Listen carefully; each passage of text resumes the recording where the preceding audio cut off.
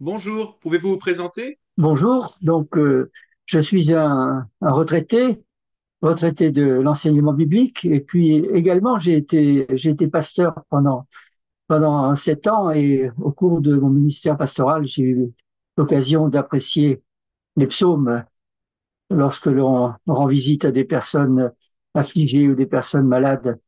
La lecture des psaumes est infiniment précieuse. Quelle fonction jouait le livre des psaumes dans la vie de l'Israël ancien? Et maintenant, quel rôle peut-il jouer aujourd'hui dans les églises? Aussi surprenant que ça puisse nous paraître, lorsque le culte de l'ancien Israël a été organisé d'après la Torah, après le Torah de Moïse, il n'y avait pas de musique ou de chant prévu pour le culte. Dans l'histoire d'Israël telle qu'elle est rapportée dans la Bible, il faut attendre l'époque de David pour que on institue le chant et que David recrute parmi les Lévites chargés de l'organisation du culte des spécialistes de la musique et du chant, et que lui-même compose des chants pour que cet élément soit intégré ensuite. Il est nettement intégré au culte depuis l'époque de David. On le retrouve à d'autres époques dans le récit biblique, et même lors du retour d'exil. Ce qui est marquant pour nous, c'est la place d'un tel livre dans la Bible.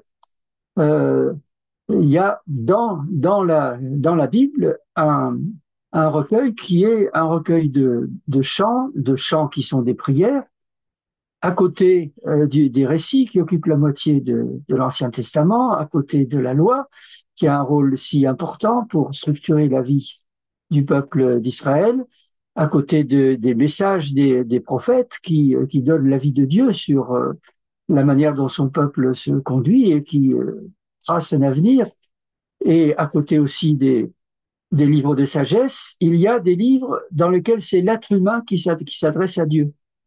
Et c'est un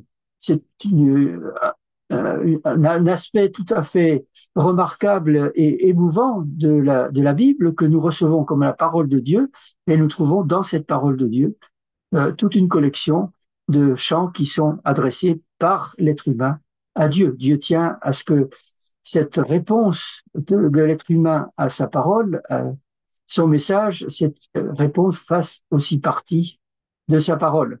Elle est au cœur du livre de la Bible hébraïque. Et lorsque, à l'époque du Nouveau Testament, on a rajouté les livres du Nouveau Testament, on n'a pas jugé nécessaire de rajouter un autre recueil de chants, et c'est ce recueil de chants qui est resté pour l'Église, comme il l'était pour Israël, et comme il l'est toujours pour Israël, un livre de prière où s'exprime la foi, la louange et aussi les inquiétudes des croyants. Donc c'est là la fonction qu'il n'a cessé d'avoir tout au long de l'histoire du peuple d'Israël, et tout au long de l'histoire de l'Église dans ses diverses composantes, aussi bien dans le catholicisme, avec la place qu'occupe les psaumes dans la prière des religieux, et dans la réforme avec le recueil des psaumes qui a été mis en vers et en musique à l'époque de la réforme, qui était chanté dans les communautés dans les communautés protestantes. Et le livre des psaumes reste aussi aujourd'hui une source importante pour l'hymnologie, pour les chants des croyants dans toutes les églises. Comment le psautier est-il structuré et en quoi cela devrait-il informer notre lecture? Alors, le livre des psaumes n'a pas une structure thématique où on aurait un classement des psaumes comme on le trouve dans certains recueils de chants, où on commencerait par des psaumes de louange, et puis ensuite on aurait des requêtes, et puis des psaumes. Non, il n'y a pas de classement thématique. Et l'on retrouve dans le livre des psaumes, lorsqu'on les lit, la diversité qui est celle de la vie, avec ces périodes de joie, de reconnaissance, et puis ces périodes d'inquiétude ou même de détresse. Il y a une très grande, ce qu'on pourrait considérer comme un certain désordre, mais qui est celui de la vie. Mais quand on observe le livre des psaumes, on voit aussi qu'il y a une structuration manifeste, avec à la fin du livre des psaumes un ensemble de 5 psaumes qui sont des psaumes de louange qui commencent et se terminent par Alléluia, et avec un dernier psaume, le psaume 150, où on note un évident crescendo dans la louange apportée à Dieu. Donc il y a une volonté de terminer le livre des psaumes par la louange. Et puis on a au début du livre des psaumes, les psaumes 1 et 2, qui euh, constituent une véritable porte d'entrée dans le livre des psaumes, avec une perspective individuelle pour le psaume 1, la perspective du croyant qui ne se laisse pas tenter par la voie de la désobéissance à Dieu, mais qui trouve son plaisir dans la loi du Seigneur, et le psaume 2 qui proclame la victoire du roi que Dieu a choisi contre les nations qui se soulèvent contre lui. Ces deux psaumes, au fond, nous disent, si on les résume, le psaume 1, le juste réussira, et le psaume 2, le roi régnera. Et c'est entre cette porte d'entrée et ce final triomphant de la fin du livre que se situent tous les autres psaumes. Alors, il y a aussi une certaine structuration qui est visible dans les psaumes qui encadrent les différents psaumes qui constituent les 5 livres des psaumes. Mais depuis les années 1990, on a développé une étude approfondie de cette question de l'organisation des psaumes, et on a découvert des structures qui sont remarquables. Peut-être que parfois on est allé un petit peu trop loin, mais on y a des choses qui sont particulièrement évidentes et que j'ai cherché à mettre en évidence dans le livre. Alors, comment classer les différents psaumes? Il y a des psaumes, il est important et même utile d'essayer de les classer. Il y a un travail important qui a été fait au début du XXe siècle par un auteur allemand, Hermann Gunkel. Et cette classification a connu des prolongements avec des modifications, des simplifications ou des complexifications de cette classification. Un autre auteur de la fin du XXe siècle, celui-là, Walter Brueggemann, lui a cherché à présenter une structuration plus simple et qui est davantage orientée vers la pastorale, vers la façon dont les psaumes nous parlent et structurent notre foi.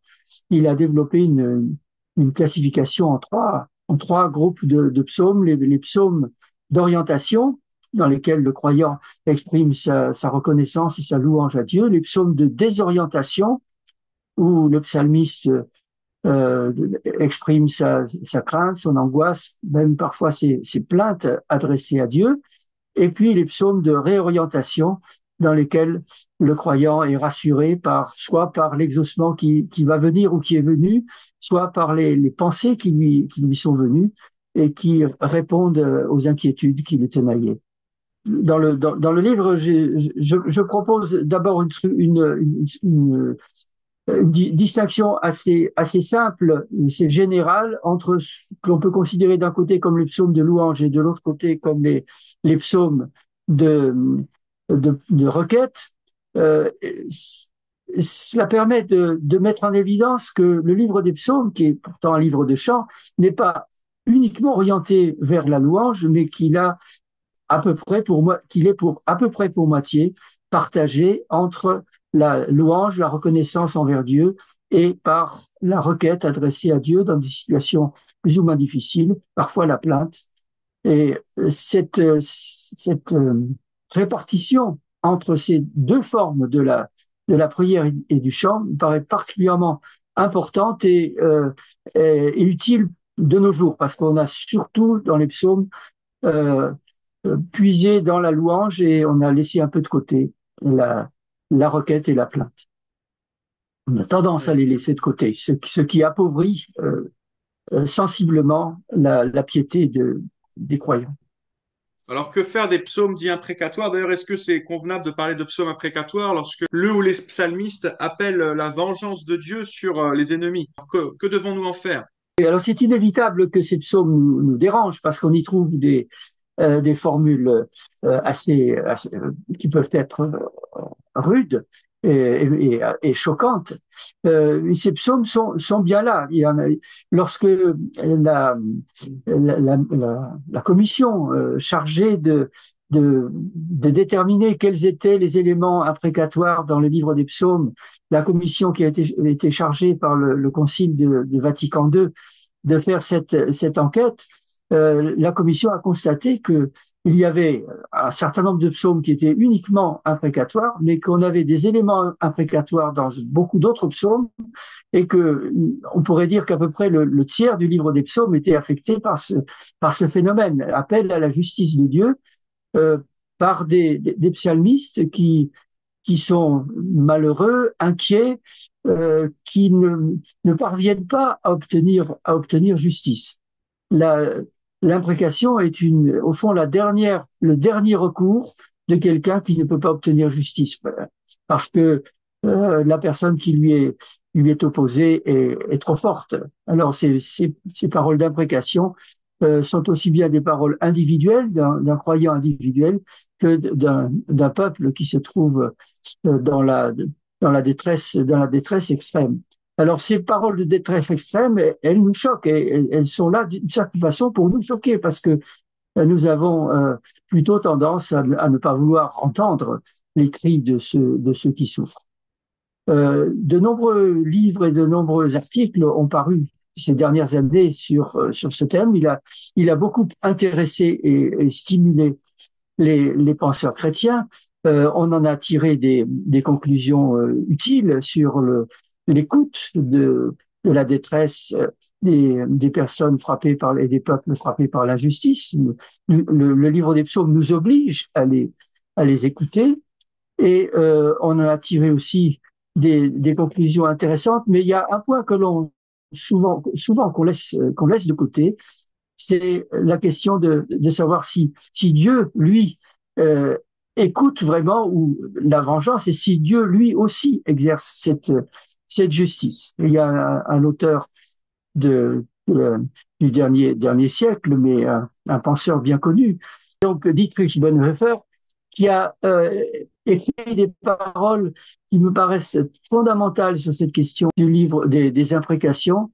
Si on ne prend pas au sérieux la vengeance de Dieu contre le mal, on ne peut pas vraiment aimer ses ennemis. Donc il y a ce lien entre le sérieux des cris d'appel à la justice de Dieu et l'amour qui nous est demandé par notre Seigneur, l'amour pour nos ennemis. Mais que nous disent globalement les psaumes sur Oui. le roi Messie? Donc, dès l'entrée du livre, le roi Messie est là. Il doit régner sur toutes les nations. Le livre des psaumes est fortement influencé par les promesses faites à David et que l'on trouve dans le deuxième livre de Samuel. Dieu a promis à David une descendance et un règne qui n'aurait pas de fin, qu'il prendrait lui-même en charge ses successeurs pour les punir lorsqu'ils font le mal, mais que sa bienveillance ne s'éloignerait pas de lui. Ce thème de la promesse faite au roi parcourt tout le livre des psaumes, avec des psaumes d'affirmation comme le psaume 2, comme le psaume 110 que l'on retrouve plutôt vers la fin du livre des psaumes, et aussi le psaume de détresse, d'inquiétude profonde qu'est le psaume 89, ce psaume dans lequel le croyant reprend avec beaucoup de détails les promesses faites à David et les amplifie, et termine en exprimant sa profonde inquiétude, sa profonde déception, son désarroi, en voyant que ces promesses ne se réalisent pas. Il y a donc tout un parcours de la promesse que l'on peut observer dans le livre des psaumes, et ce parcours, la promesse s'est maintenue tout au long de la dynastie de David, avec des rois plus ou moins dignes des promesses qui avaient été faites, et c'est terminé par la fin du royaume. Mais cette espérance, elle s'est maintenue, et pour les croyants de la Nouvelle Alliance, c'est dans la personne du Christ que se réalisent les promesses qui ont été faites à David. Il est lui le roi que le Seigneur a oint et qui a une, une royauté universelle, et cette royauté, c'est celle du message de l'Évangile, et c'est aussi l'attente pour les croyants de la venue en gloire du Fils de Dieu.